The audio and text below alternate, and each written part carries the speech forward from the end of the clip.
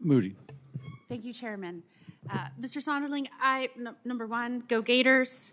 Go Gators. So important. We must get that out of the way. You missed a photo with two Florida senators. Former Senator George Lemieux is here. Go Gators is ruled out of order. Oh, yes. Oh, I just lost my confirmation. Go Tigers. Did not see former Lemieux, who I have the honor of now serving in his senatorial line. So you missed the Florida such picture. A privilege. We'll have to make up for that.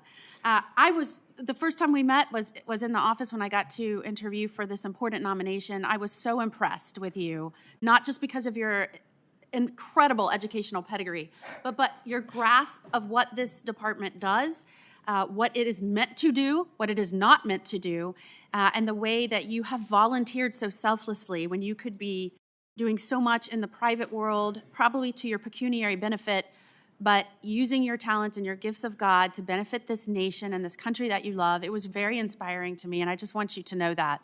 Thank you. You know, the American labor plays a vital role in creating our wealth in this nation.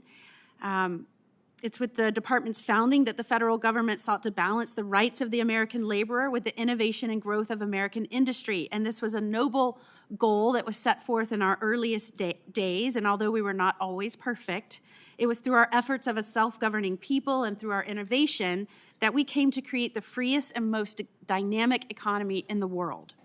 Yet under the previous administration, I was surprised and disappointed when I saw the department veer from this crucial mission and instead take many times a hostile stand against the independence of the American worker and the productivity of American business.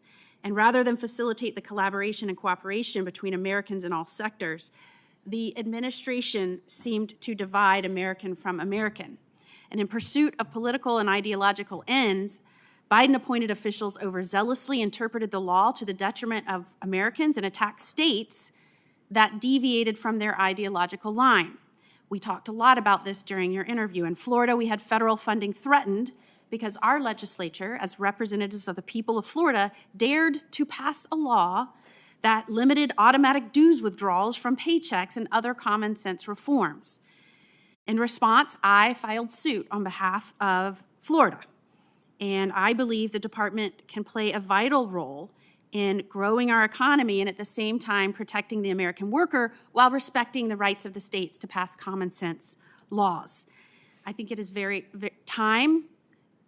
important right now at this moment in our country's history that the American worker and the American business and the American economy comes first. And we can do that at the same time. And I believe you and your team will make that a reality.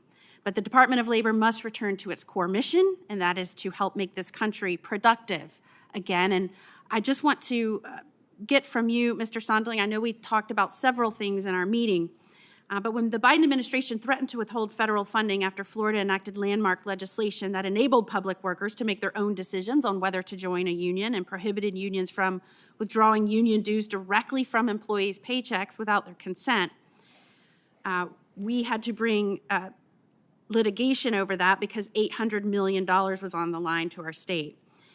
I would like to know how you will prevent that from happening in the future, and do you respect the rights of states to enact common sense right to work laws? Thank you, Senator. And number one, as you know, this issue is in litigation and the Department of Justice represents the Department of Labor. However, I can assure you as Deputy Secretary of Labor, all the laws that the U.S. Department of Labor enforces will be done so fairly and without any political bias or prejudice, period. And I think, to just speaking broadly, about the Department of Labor jurisdiction under the Federal Transit Act related to certifying the funds going to certain states, and very technical issue with that 13C requirement with 6 various elements. What I can assure you is that all elements like that the Department of Labor has to make a judgment call on will be done so in accordance with the law and nothing else. And no political bias will be injected into that. And you have my absolute assurance, whether it's on that issue or any issue across the board. To your second question, of course, I respect states being able to pass bills. The bill you referenced, Florida Senate Bill 256, Florida is completely within its jurisdiction to do that, and other states are similar as well. And I will continue to respect that as Deputy Secretary of Labor. And I want to just tell the committee, as I wrap this up, I had a whole other line of questioning regarding the lost children and the Department of Labor's involvement in that. But your